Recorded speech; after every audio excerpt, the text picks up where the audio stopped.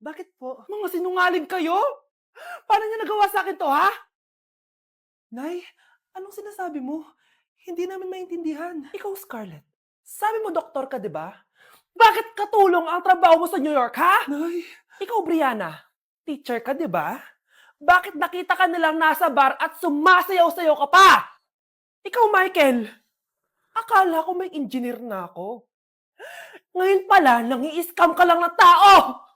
Bakit niyo tinago sa akin 'to, ha? Nay, hindi kasi ako nakapasa bilang nurse sa New York. Sabi nila mas magaling kasi talaga si Brianna compare sa akin. Kaya rumakit muna ako bilang katulong para makapag-aral ulit. Oo, Nay! Sumasayaw ako sa bar. Pero di ko binebenta ang katawan ko. Kailangan ko lang yung pera para makagraduate na ako bilang teacher. Ayoko na kasi manghingi sa'yo eh. Ang baba kasi ng sweldo ng engineer, Nay, kaya humanap ako ng paraan para kumita ng pera. Alam ko mali ang pagiging scammer pero yun ang bumuhay sa akin, Nay. Mga anak! Sana sinabi niyo sa akin. Pamilya tayo dito, 'di ba? Magtutulungan tayo. Bakit tinago niyo sa akin? Natakot kasi kami, Nay, na baka ma-disappoint ka namin.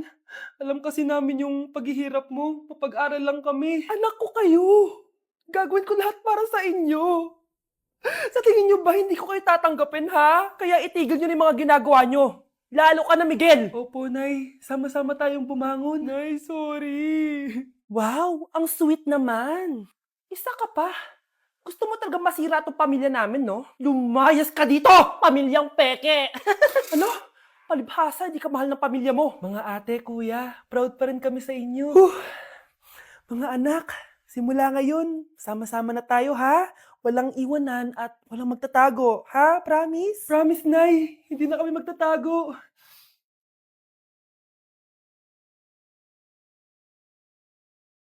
Kyle, anak! Uuwi yung mga kapatid mo. Talaga, Nay? Tagal kong hinintay ito. Grabe. Akala ko nakalimutan na nila tayo kasi successful na sila eh. Miss ko na sila. Tagal na din nung last na pumunta sila dito. O sige na, anak. Hintayin mo sila sa labas, ha? Maghahanda lang ako ng kakainin natin mamaya.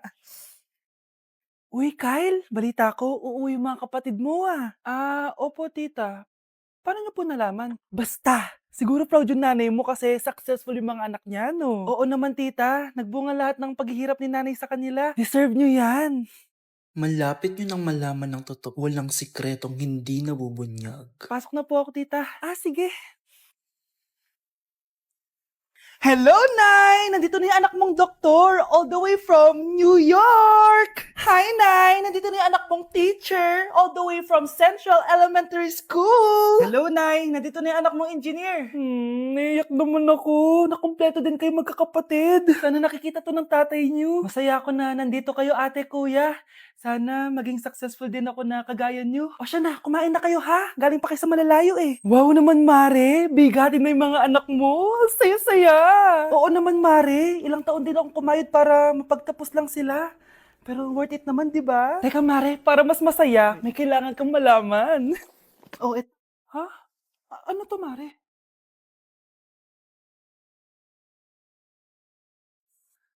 Nay, bakit po? Mga sinungaling kayo? Paano niyo nagawa sa akin to, ha?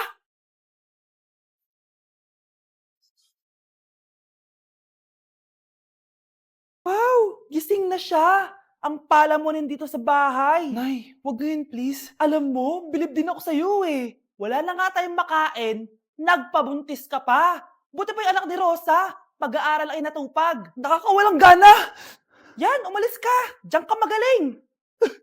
Kasalanan mo to! Sinira mo yung future ko! Ate, please, tigilan mo yan. Walang kasalanan yung bata. Hindi! Dahil dito, galit sa akin si nanay. Kaya dapat mawala na to! Ate, wag! Ate! Anak, kain ka na oh. Nay, sorry anak ha sa mga sinabi ko. Hayaan mo, babawi ako sa'yo ha. Thank you, Nay. Nay, sumasakit tiyan ko. Nay. Oo, yung pinag-usapan natin ha. Hihintayin ko lang mga anak tong babaeng to. Pag nabigay ko na yung bata, ibigay mo na agad yung pera sa akin ha. Balak ibenta ni nanay yung anak ko. O anak, okay ka lang? Walang iya ka, Nay! Ang sama mo! Akala ko, totoong nagbago ka na. Pera pa rin pala yung nasa utak mo. Abay, bakit? Wala ka na nga pakinabang dito. At least yung anak mo, mapapakinabangan ko. Wala ka naman papakain dyan eh. Napakasama mo! Lalayas na ako sa impyernong to! Sige, lumayas ka! Sino tinakot mo? Tignan natin kung saan ka pupulutin.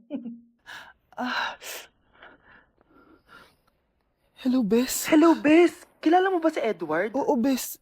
Siya yung ama ng dinadala ko. Mayaman pala sila, Bes. Gusto kanyang makita kasi gusto niyang panagutan yung baby mo. Talaga? Oo, Bes. Ito na yun, Bes. Bes, hindi mo na kailangan magtiis na nanay mo. Hindi pwedeng anak ko lang ang makikinabang sa yaman ng lalaking yun. Dapat ako din. Nak, magpagaling ka lang ha. Nay, ayoko na dito sa ospital. Ang daming may sakit. Kailangan mo nang gumaling, Scarlett, para makapag-date na tayo ulit. Oo, babe. Magpapagaling ako. Hello. Kamusta na po siya? Doc. Okay naman po siya. Pwede na po ba kami lumabas ng hospital? May bad news ako sa inyo. Nay, bad news daw. Hindi naging maganda yung mga resulta ni Scarlett. 3 araw na lang siyang mabubuhay. Hindi pwede. Ayoko. Mamamatay na ako. Huwag mo sabihin yun, Scarlett. Magpapakasal pa tayo, di ba? Magkakaanak pa tayo, di ba? Hindi ka mamamatay, anak. Gagawan ko ng paraan. Hindi pwede mamatay anak ko. Hindi pwede mamatay anak ko. Tita, una na po muna ako. Gabi na rin po eh. Sige po. Wala na akong choice. Kailangan kong gawin to. Para sa'yo, anak. O anak, kainin mo muna to para gumaling ka na. Sige po, Nay. Sarap. Kain ka lang, anak, ha? Hello. Kamusta siya? Doc, parang lumakas ako ngayon. Talaga, anak? Malakas ka na? May good news ako sa inyo. Naging okay lahat ng results ni Scarlett. Grabe, parang himala. Pwede na kayong lumabas dito sa ospital. Makakalabas na tayo ng ospital, Nay! Oo, anak! Gagawin ko lahat para sa'yo, anak. Sa wakas, nakauwi na din tayo, Nay! Namiss ko tong bahay natin. At dahil dyan, pagluluto kita ng paborito mong ulam, anak, para di ka na magkasakit. Grabe, ang sarap naman neto, Nay! Parang kakaiba yung karne neto, pero ang sarap! Kain ka lang, ha? Teka, Nay, dumating po ba yung boyfriend ko? Nandito siya, anak. Totoo, Nay? Nasaan siya? Babe! Ayan siya. Kinakain mo.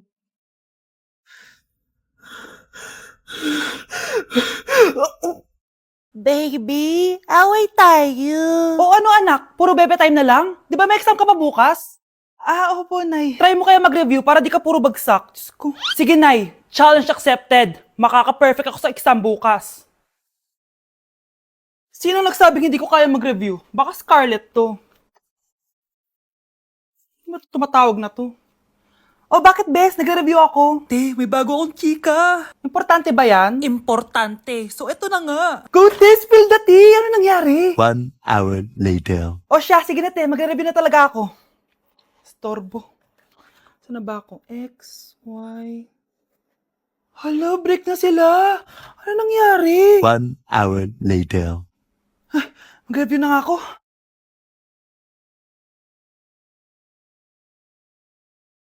Good morning, anak! Anak, bakit ganyan itsura mo? Hanay, nag-review ako buong gabi. Akala ko puro numbers lang yung math.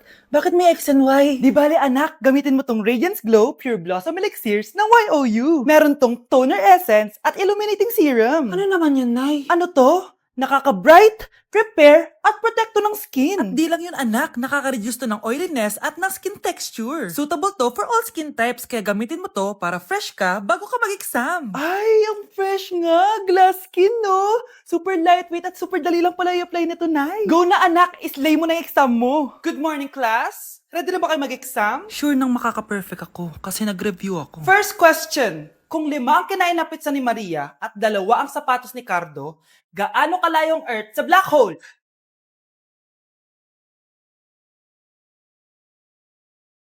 Hindi man lumabas ang mga nireview ko. Ang importante, maganda ako.